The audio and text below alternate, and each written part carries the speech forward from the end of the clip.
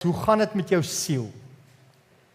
Nou, ek moet vir jou sê, as jy vir my net so vinnig moes vra, miskien so 2-3 weke terug, verduidelik gou vir my die intriges van die siel, so ek teen niks gehad het om vir jou te sê nie, want 'n siel is 'n moeilike ding om te verduidelik.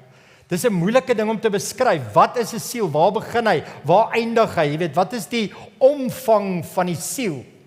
Maar een ding, en ek dink julle kan baie daarmee identifiseer, is hierdie woorde: my buitelewe het gegroei, maar my binnekant nie. En dis so waar in my eie lewe. As ek dink aan my gesin, my familie, my werk, my verantwoordelikhede, as ek net dink oor die laaste 10 jaar by die gemeente, die tyd wat ek spandeer het aan die buitekant, mense betrokke te kry. As julle nou, die 16de Mei is daar 'n nuwe lidmaatskapklas.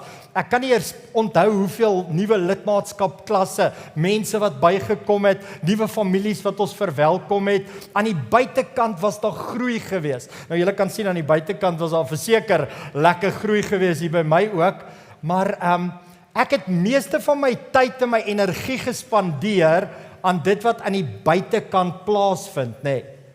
En ek moet vir jou sê, aan die binnekant voel dit nie dieselfde nie. Ek het vir myself die vraag afgevra, hoekom voel ek nie meer rustig nie? Hoekom is ek nie nader aan die Here nie? Hoekom voel ek nie voller nie? Baie keer is dit die teenoorgestelde van my, ek voel leeg, ek voel verward en onrustig, en ek voel baie keer verder weg van die Here af. Want ek het so gefokus en gekonsentreer op die goeders wat hier aan die buitekant met my gebeur, en toe besef ek hierdie groot ding, ek het my siel verwaarloos. En ek dink as jy baie eerlik moet wees met jouself, sal jy ook dalk sê, ons ignoreer ons siele. Daai dimensie van ons aan die binnekant wat ons nou gesê het, nie lekker weet hoe om dit te beskryf nie, ons ignoreer daai gedeelte, want ons praat oor alles hier aan die buitekant. Ons praat oor die werk, ons praat oor ons geld, ons praat oor ons liggame, ons praat oor ons kinders wat so presteer en hoe goed dit met hulle gaan en hoe bekommerd ons is oor hulle en hoe ons wonder, jy weet, wat die toekoms vir hulle inhou. Ons praat dan oor al hierdie goeders wat aan die buitekant is, maar tog verwaarloos ons en ignoreer ons sielsdimensie. Nou, Jesus is baie uitdruklik wanneer hy praat oor die siel. Dis nie op die skerm nie, maar kom ek lees dit vir julle. Matteus 16 vers 26 van julle het dalk al hierdie teks gehoor. Hy sê, want wat baat dit 'n mens as hy die hele wêreld win, maar aan sy siel skade ly, of wat sal 'n mens gee as losprys vir sy siel? So Jesus praat van hierdie direkte kompetisie van die wêreld se baat wat jy kry, die materialisme, dit wat aan die buitekant aan die gang is, hoe jy jouself besig hou daarmee, maar dan verag jy mislei jouself en jy hou jouself nie besig met die dinge van die siel nie. Jou sielsdimensie. En dis vir my interessant dat ek het altyd gedink, toe ek nou net 'n jong predikant was, toe dink ek, maar ek moet siele wen vir die Here, en wat ek eintlik gedink het is mense, en ek dink dit is wat dit is. 'n Siel is 'n mens, maar ek het nooit na hierdie teks gekyk as, dis nie noodwendig 'n bestemming nie. Die verlorendheid van jou siel is nie vir eendag nie, dis vir nou. Party van ons sit hier, jy's in jou liggaam hier, jy luister met jou ore, jy kyk met jou oë, maar in jou siel is jy verwaarloos, gebroke en verlore. So Jesus sê, dis nie 'n bestemming vir eendag, nou gaan jou siel in die hel opeindig nie. Hy sê, hierdie is 'n diagnose. Ek gee eintlik 'n diagnose. Jy sit voor 'n dokter, ek is jou dokter, God, Jesus, die Heilige Gees, en ek sê vir jou vandag, hoe gaan dit met jou siel? Ek's bekommerd oor jou siel, want ek kan sien, jy gee min aandag aan jou siel. Jy gee minimale tyd vir jou siel. En dan is dit nog as 'n Sondag kom en hierdie diens is net so bietjie langer as 'n uur, dan sê jy, frek, ek het nou heeltemal te veel tyd aan my siel spandeer. Ons gee te min tyd, ons stel te min belang. Ek en jy werk vir die sukses wat ons aan die buitekant kan kry, terwyl ons siel besig is om dood te gaan van die hongerte aan ons binnekant, nê. So, kom ons beantwoord die vraag, wat is 'n siel? Want ek dink dis baie belangrik. Ek dink as jy vir baie mense vandag sou vra, wat is 'n siel, sal hulle vir jou sê die woordjie self. Die tyd waarin ek en jy lewe, draai die wêreld nogal baie oor die self. Nou, kan jy imagine ons sing daai liedjie Bless the Lord, oh my self, oh my self. Nee, I say bless the Lord, oh my soul, of then sings myself. Nee.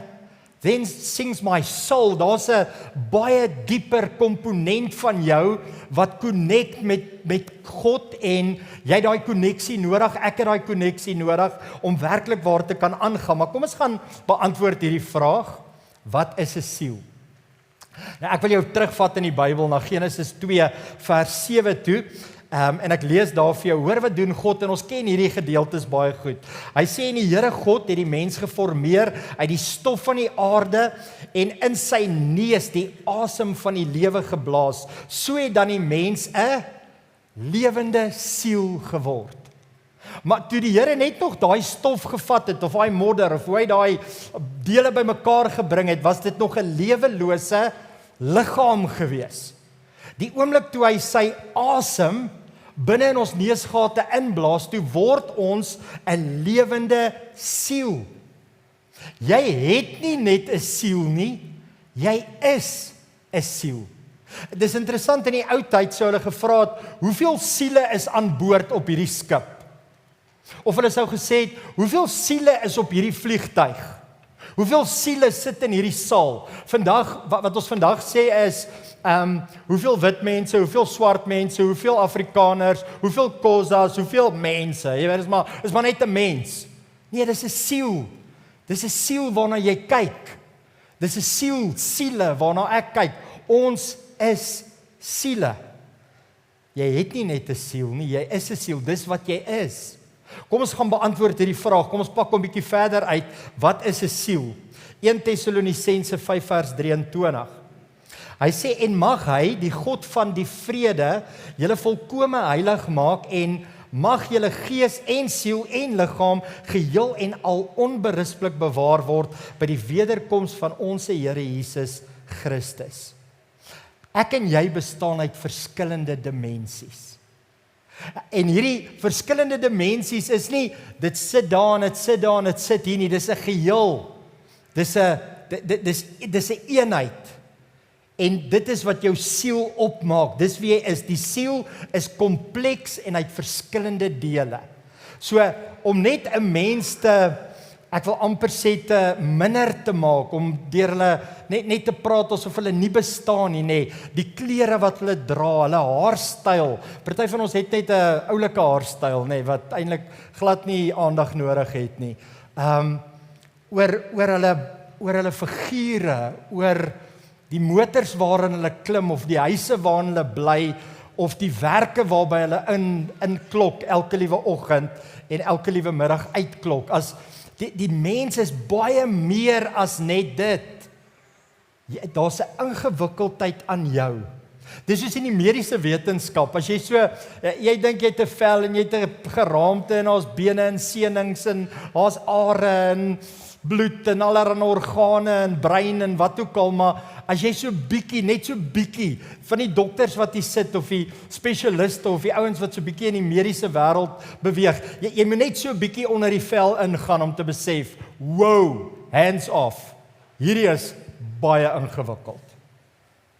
Nou kom maar nog 'n onsigbare, ingewikkelde dele saam met dit. Jy's gees, jy's siel, jy's liggaam, jy's 'n lewendige wese wat deur God geskape is. Nou, Petrus se storie is vir my so amazing, want net 'n paar weke later, en ons is nou in hierdie tyd met die uitstorting van die Heilige Gees, Toe het hy nou tot bekering gekom. Jesus het hom ontmoet by die meer van Galilea en hy het hom gevra, het jy my lief, het jy my lief, het jy my lief, en hy het 'n profesie oor sy lewe uitgespreek, en nou is hulle almal daar in Jerusalem in die bo vertrek, en nou word hulle vervul met die Heilige Gees. Hulle kry die teenwoordigheid van die Here. Hulle begin te leef binne in die omgewing van God. Hy leef nie meer in sy eie omgewing nie, hy leef in die omgewing van die Here, met 'n bewustheid van die Here, en sy hele lewe swaai om.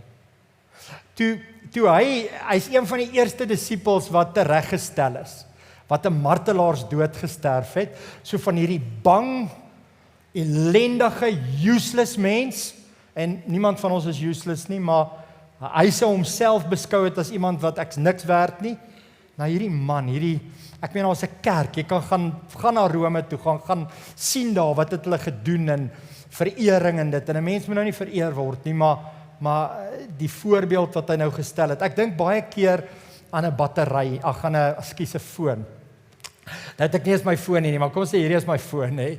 Aan die buitekant lyk hierdie foon van my, is 'n groot foon, net om die illustrasie uit te sort, hy lyk of hy werk, hy's mooi, hy het 'n mooi cover, hy kan maar val, hy gaan beskerm word, al hierdie goeters, maar my battery werk nie. My battery is onaktief. Nou, jou siel is die battery van jou lewe. Dis die bron, dis die operating system. As jou siel nie werk nie, dan werk amper niks anders nie. Want jy kan hoeveel karre, hoeveel huise, hoeveel verhoudings, hoeveel geld, hoeveel kinders, jy kan hoeveel van wat ook al bymekaar maak. As jou siel nie gesond is nie, voel jy altyd leeg. Jy voel altyd ontnigter. Jy voel altyd, maar daar's iets wat mis. Julle ken daai liedjie van U2, né? I still haven't found what I'm looking for.